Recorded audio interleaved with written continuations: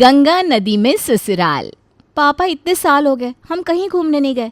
हर बार कहीं पर घूमने की बात आती है तो आप टाल जाते हो। सब लोग वैकेशंस में घूमने जाते हैं, हम लोग कब जाएंगे? अरे बेटा, तू भी किसके चक्कर में पड़ गई? तेरे पापा एक नंबर के कंजूस हैं। कितने साल पहले मैंने हरिद्वार जाकर गंगा जी में नहाने की मनौती मानी थी।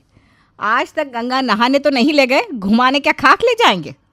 अरे भाग्यवान, अपने पति परमेश्वर के बारे में ऐसी बातें करते शर्म नहीं आती तुम्हें? जानती तो हो पुलिस की नौकरी है, हमारी व्यस्तता रहती है। हमें भी कोई शौक नहीं है पत्नी को नाराज़ करने का। हाँ, तो फेरे भी नौकरी के साथ ही ले लेने चाहिए थे ना। मुझसे शादी किस लिए की थी आपने? अपने गंदे कपड़े धुलवाने और रोटी बनवाने के लिए? बड़े आए पुलिस वाले। लो भाग्यवान, तुम्हारे तो सुर ही बिगड़ गए। अरे मैंने ये तो नहीं कहा कि मैं तुम्हें कभी कहीं नहीं ले जाने वाला हूँ। बस थोड़ी फुर्सत मिलने दो, फिर देखो कैसे मैं तुम्हें सबसे पहले गंगा स्नान करा कर लाता हूँ। हाँ हाँ, देख लेंगे। ना 9 मन तेल होगा, ना राधा नाचेगी। मम्मी पापा बस भी करो यार, आप दोनों तो बैलों की तरह हर समय सींग भिड़ाकर लड़ने को तैयार रहते हो। कहाँ की बात कहाँ ले जाते हो आप लोग। अच्छा पापा, आप ना एकदम सीरियसली बोलो, आप हम लोगों को लेकर कहीं चलने वाले हो या नहीं? बेटा देखो, अभी तो बहुत ठंड है, हम लोग गर्मियों में चलेंगे ना। अभी तुम्हारी छुट्टी करानी पड़ेगी तो स्कूल का नुकसान हो जाएगा। पापा कल से मेरे विंटर वैकेशन स्टार्ट हो रहा है तो छुट्टियों की तो नो टेंशन। अरे बेटा, लेकिन अभी ठंड बहुत है ना, हरिद्वार में तो और भी ज़्यादा ठंड होगी। हाँ पापा, ये सही है। समर वैकेशन में गर्मी बहुत होती है, विंटर वैकेशन में सर्दी बहुत होती है, और बाकी टाइम स्कूल की वजह से जा नहीं सकते। इस तरह तो हम कभी कहीं नहीं जा पाएंगे। अच्छा बेटा, चल तू नाराज़ मत हो। बिल्कुल अपनी माँ पर गई है, झगड़ालू नंबर 1। अपनी बात मनवा कर ही मानती है। प्रिया की बात सुनकर गौतम हरिद्वार के लिए होटल और टिकट देखने लगता है। ये देखो भाग्यवान, एक भी ढंग के होटल में रूम नहीं है, सब भरे हुए हैं। टिकट तो मिल रहा है, लेकिन स्टे करने के लिए होटल चाहिए कि नहीं? या फिर धर्मशाला में रुक जाओगे तुम? 2 बच्चे लेकर मैं धर्मशाला में रुकूंगी? पता नहीं कैसी व्यवस्था होगी, क्या होगा क्या नहीं। रहने दो, बाद में ही चले जाएंगे। शायद हमारे नसीब में ही नहीं है कहीं घूमना। माधवी अभी उदास मन से बैठी थी कि तभी उसकी मौसी की बेटी का फ़ोन उसके पास आता है। अरे दीदी, कैसी हो? कहाँ रहती हो? आपका तो कुछ पता ही नहीं चलता। अरे बस राधा, कहाँ जाना है, यहीं है इंदौर में। तू बता, कैसी है? जीजा जी की कहाँ पोस्टिंग है इस समय? हम तो हरिद्वार आ गए दीदी, बहुत अच्छी जगह है। हमने तो अपनी ज़मीन लेकर यहीं मकान बनवा लिया है। सब सुख सुविधा है घर में। गंगा मैया की कृपा से आनंद ही आनंद है। अब जब तक इनकी पोस्टिंग यहाँ रहे सो रहे, उसके बाद भी हम अब उनके साथ यहाँ वहाँ उठाए गिरोह की तरह दौड़ने वाले नहीं हैं। बार बार इनके ट्रांसफ़र की वजह से बच्चों की पढ़ाई भी बहुत डिस्टर्ब होती है। अब तो यहीं अपने घर में रहेंगे सुकून से। क्या बात कर रही है तू? हरिद्वार में आ गई है? क्या संजोग की बात है। अभी मैं और तेरे जीजा जी हरिद्वार आने की ही सोच रहे थे, लेकिन क्या बताएं, एक भी होटल में कमरा नहीं मिल रहा है, इसलिए आने का प्रोग्राम ही कैंसिल कर दिया। दीदी, ये तो गंगा मैया का इशारा है आपको। देखो, ठीक उसी समय पर मैंने आपको कॉल किया जब आप हताश हो गई थी। मतलब उसके पीछे ज़रूर प्रभु की इच्छा है।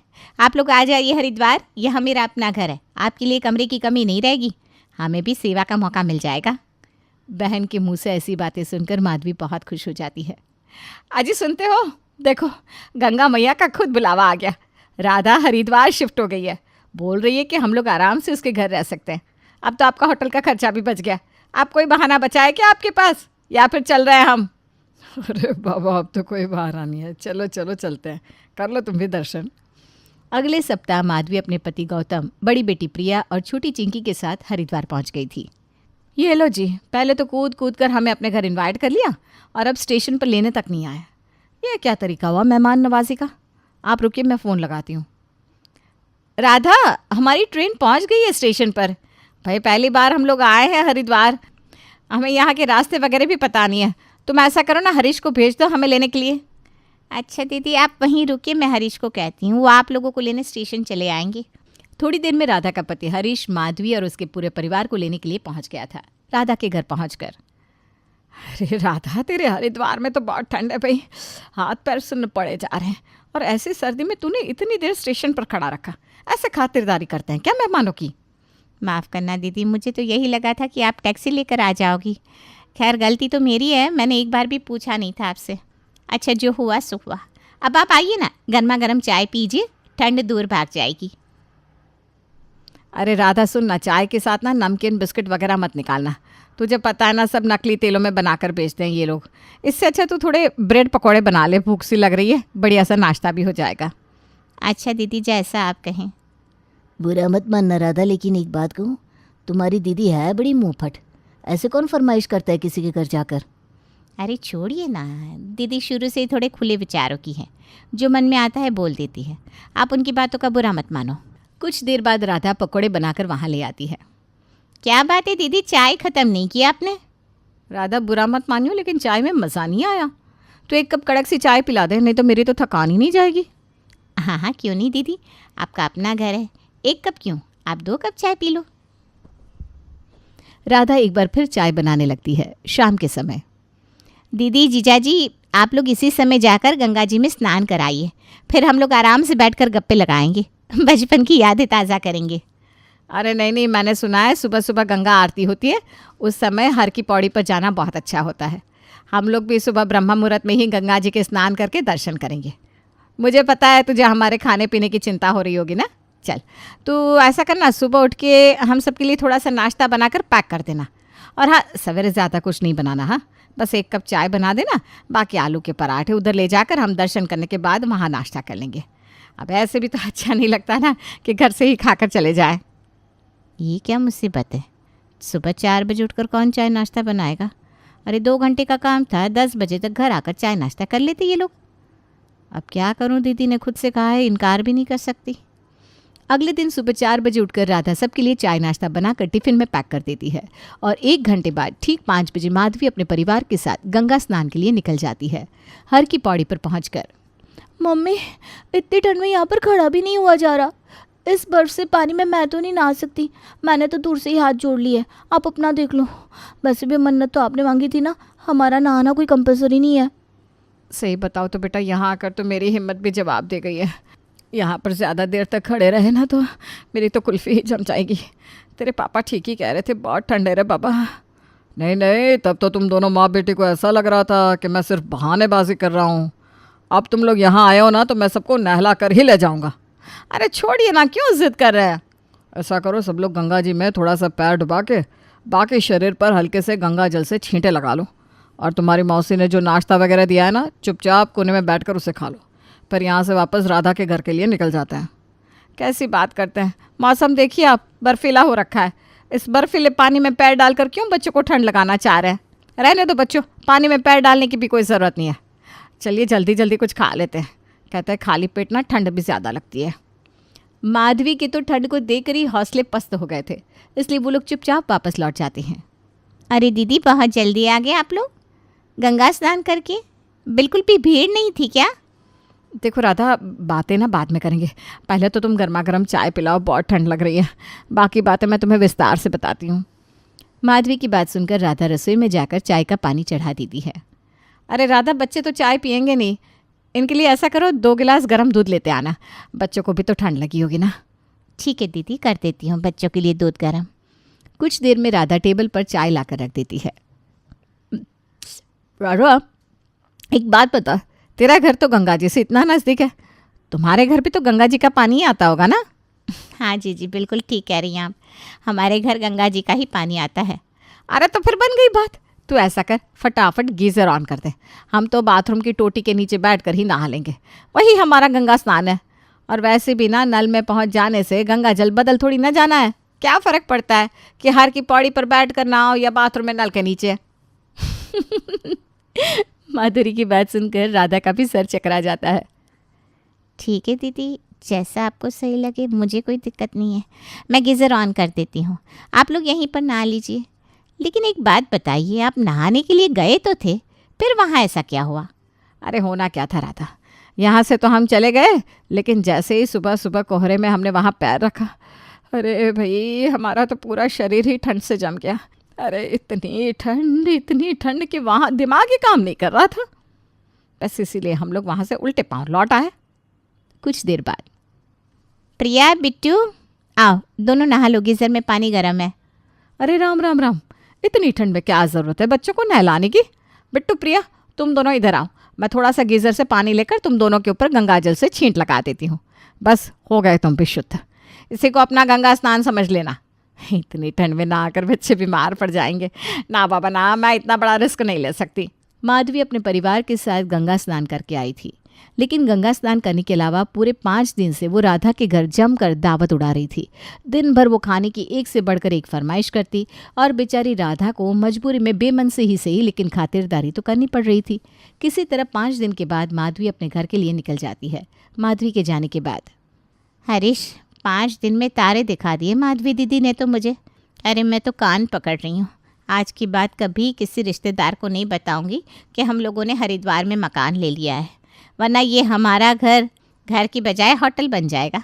अरे भाई, इतने नखरे तो लोग होटल में भी नहीं दिखाते जितना ये लोग मेरे घर में आकर दिखा रहे थे। क्यों, तुम ही तो बिछी जा रही थी ना, मेरी दीदी आ रही है, मेरी दीदी आ रही है। अब क्या हो गया, बस एक ही रिश्तेदार में मन भर गया तुम्हारा? अरे बस मुझसे हाथ जुड़वा लो आप, हो गया मेरा तो। अब किसी के साथ रिश्तेदारी निभाने की मेरी इच्छा ही ख़त्म हो गई है। लेकिन ये सिलसिला इतनी आसानी से खत्म थोड़ी ना होने वाला था। 1 सप्ताह बाद अचानक राधा के दरवाजे पर दस्तक होती है और जब वो दरवाज़ा खोलती है तो सामने उसे एक बूढ़ी महिला खड़ी नजर आती है। जी, आप कौन? है, अब क्यों पहचानेगी तू अपनी चाची को? मैं तो तेरे यहाँ आना ही नहीं चाह रही थी। मैंने कहा अभी बरसों से इस राधा ने सुध नहीं ली मेरी, फिर अचानक कैसे चली जाऊँ उसके यहाँ। लेकिन माधवी बहुत जिद करने लगी, बोली राधा बिल्कुल बदली नहीं, बिल्कुल जस की तस है, दिल खोल कर स्वागत करती है अपने मायके वालों का। अरे अभी याद आया तुझे कि मैं चलूं? आप कहीं लामपुर वाली मौसी की ननद तो नहीं हो? अब सही पकड़ा तूने। हाँ बेटा, मैं लामपुर वाली चाची हूँ, लेकिन हम ना बड़े नाराज़ है तुझसे। जब हरिद्वार में घर है तेरा तो कभी बताया क्यों नहीं?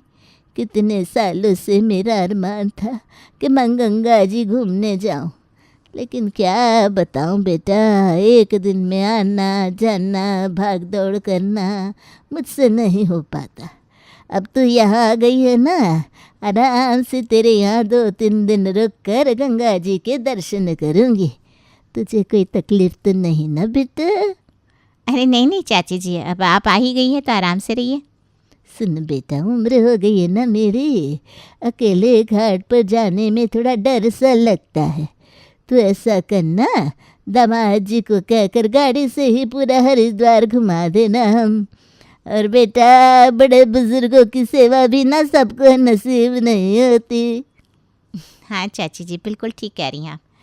ठीक है, आप निश्चिंत रहिए, मैं हरीश से बोलकर आपके हरिद्वार घूमने की व्यवस्था कर देती हूँ। आप बैठिए, तब तक मैं आपके लिए चाय नाश्ते का इंतज़ाम करती हूँ। ये लो, तुम्हारी एक और रिश्तेदार आ गई। अब देखो माधवी, दीदी की खूब खातिरदारी करके तुमने भेजा। अब वो कैसे एक एक करके तुम्हारे हरिद्वार में होने का प्रचार करके सबको भेजती है यहाँ। आगे आगे देखो होता है क्या। चाची जी को आए हुए 6 दिन हो चुके थे। अपनी तरफ से राधा उन्हें लगभग सब कुछ दिखा चुकी थी, लेकिन उसके बाद भी चाची जी तो जाने का नाम ही नहीं ले रही थी। हरीश, कुछ करो ना, मैं थक गई हूँ खातिरदारी कर कर के। अपना तो मैं कभी कभार एक वक्त का खाना बनाकर दूसरे वक्त भी खा लेती थी, कभी बाहर से खाना मंगवा लेती थी, लेकिन जब से चाची आई है उनके लिए तीनों टाइम अलग अलग खाना बनाना पड़ता है।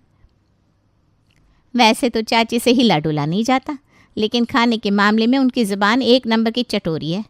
पता नहीं ये सारे रिश्तेदार मुझसे ही क्यों टकराते हैं। कुछ करके उनको भेजने का जुगाड़ बनाओ ना, मैं बहुत थक गई हूँ। अच्छा जी, तुम्हारे रिश्तेदारों को मैं यहाँ से भगाने का प्रोग्राम क्यों बनाऊँ, ताकि सारी दुनिया में ये खबर फैल जाए कि उनकी बेटी बेचारी कितनी दुखी है, दामाद मुट्ठी में करके रखता है। मैं बुराई क्यों लूँगा, तुम्हारी चाची है, तुम टरकाओ उनको। अरे मुझसे ये सब मैनेज नहीं हो पा रहा है, प्लीज़ हरीश कुछ करो ना। एक तरफ राधा घर के काम कर करके परेशान हो गई थी, दूसरी तरफ हरीश उसे परेशान देखकर खूब मज़े ले रहा था। 3 दिन बाद राधा के बेटे अभिनव का बर्थडे था। घर में खूब चहल पहल थी। राधा और हरीश ने बेटे के बर्थडे की काफ़ी तैयारी की थी। शाम के समय केक कट रहा था कि तभी कुछ औरतों के रोने पिटने की आवाज़ सुनाई देने लगती है। अरे राधा, कौन है ये लोग जो रोते हुए दिखाई दे रहे? तुम जानती हो क्या इन्हें? जबलपुर वाली दीदी की मामी के मौसी के भांजे हैं, लेकिन ये लोग यहाँ क्या कर रहे हैं? और बच्चे के जन्मदिन में रोते हुए कौन आता है? मैं देखती हूँ उन्हें। अरे दीदी, आप लोग यहाँ, और आप लोग ऐसे रो क्यों रहे हैं?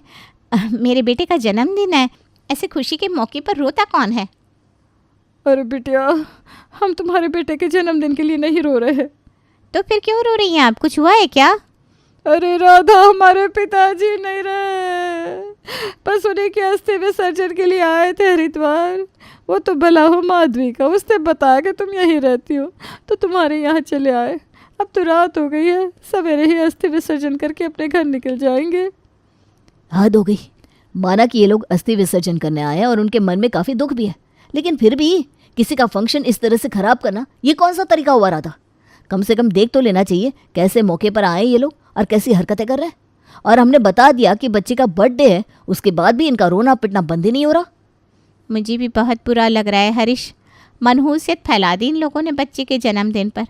अरे हम लोगों ने कितनी तैयारी की थी, सोचा था धूमधाम से बेटे का बर्थडे मनाएंगे, और इन्होंने पूरा सत्यानाश करके रख दिया। आज की घटना के बाद राधा बहुत ज़्यादा परेशान हो गई थी। देखो राधा, मैं जानता हूँ तुमने बहुत अरमानों के साथ ये मकान बनवाया था।